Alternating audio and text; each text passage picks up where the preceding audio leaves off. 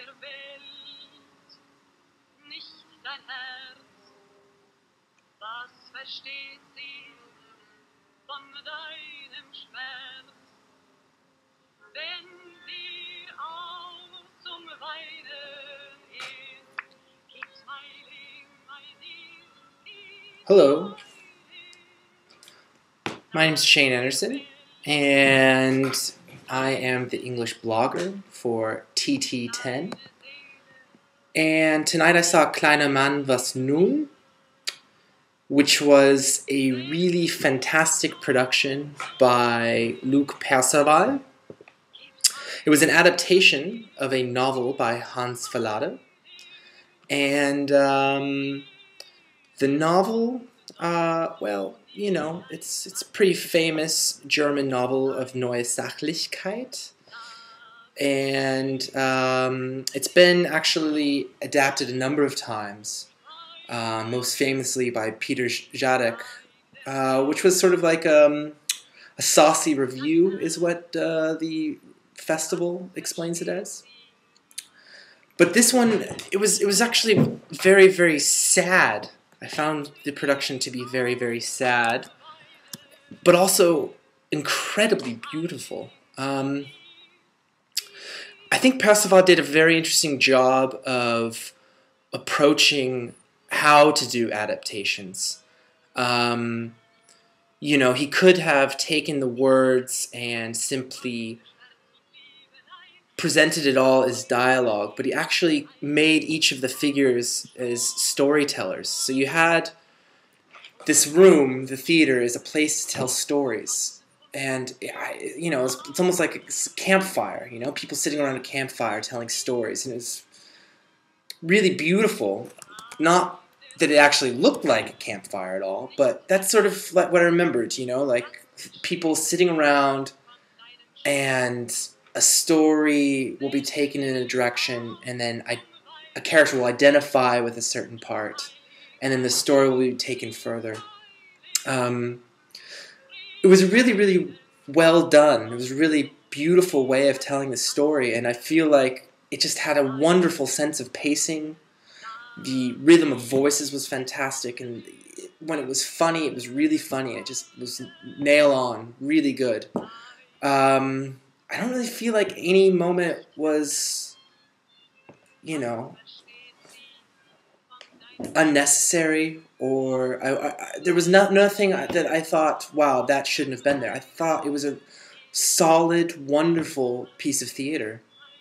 The stage was, how should I describe it best to you? The stage, you're looking at a giant orchestrion. I don't know if you know what an orchestrion is, but it was, you can look it up, of course. An orchestrion was sort of like a big orchestra piece. It's like, you know, you could put money in at a fair or something, and it'll play a famous song. So I'm sure you've seen it before. So you have this huge orchestrion that's probably like, I don't know, 2.5 to 3 meters tall. And it's in the middle of the stage, and then you're looking at the complete stage. There's no other, you know, canvas or anything like this. It's just it's all black, except there's a projection.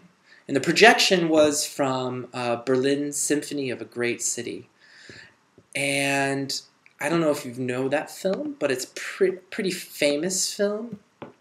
You can look it up, watch it online. You can also read about it online.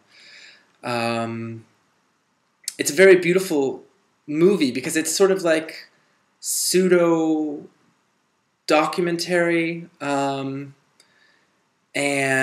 it was sort of influenced by Eisenstein and uses these sort of motifs of the city and people and animals and industry, and it uses it in sort of a quilt-like fashion.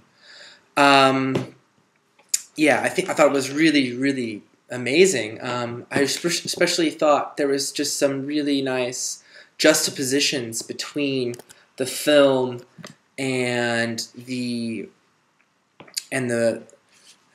dialogue and the movement of the bodies. So you'd have these really interesting, beautiful moments where, you know, you would have faces that were sort of morphing and melting and then forming back again, while at the same time a character is describing how her husband is not coming back, but you see him in the background actually slowly moving.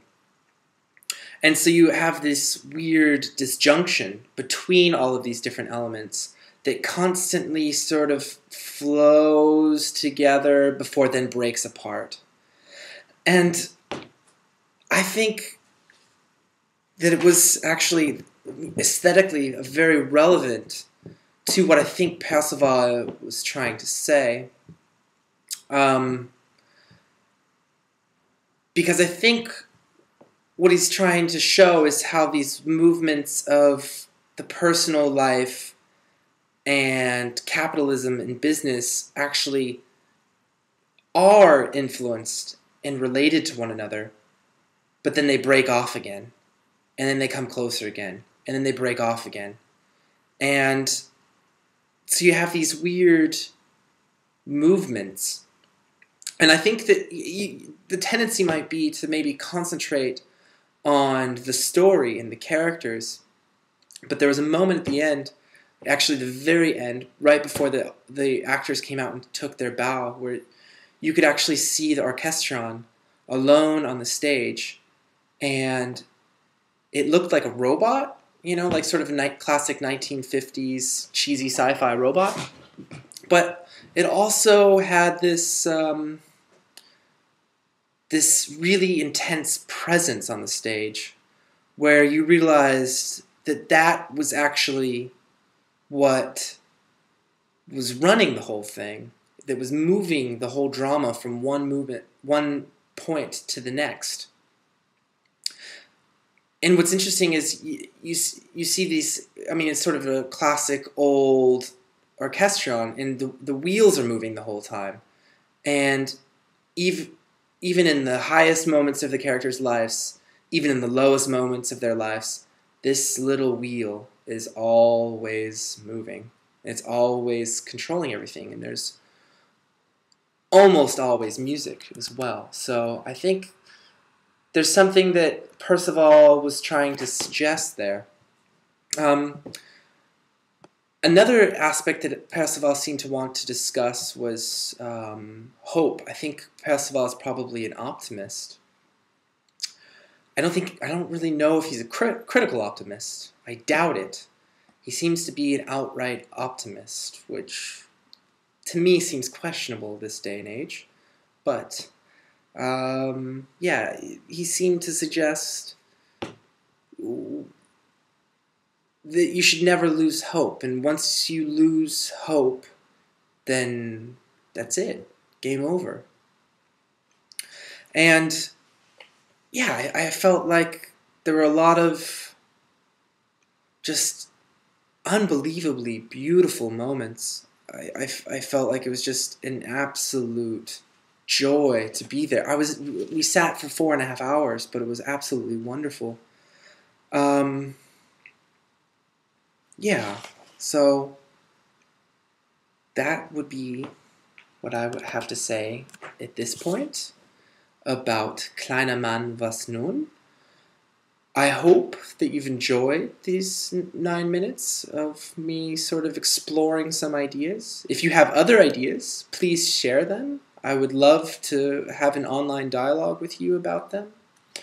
And if not, then I hope to see you at the festival. And please go see Kleinermann, was nun? Because it is really, really wonderful. Thank you. Good night.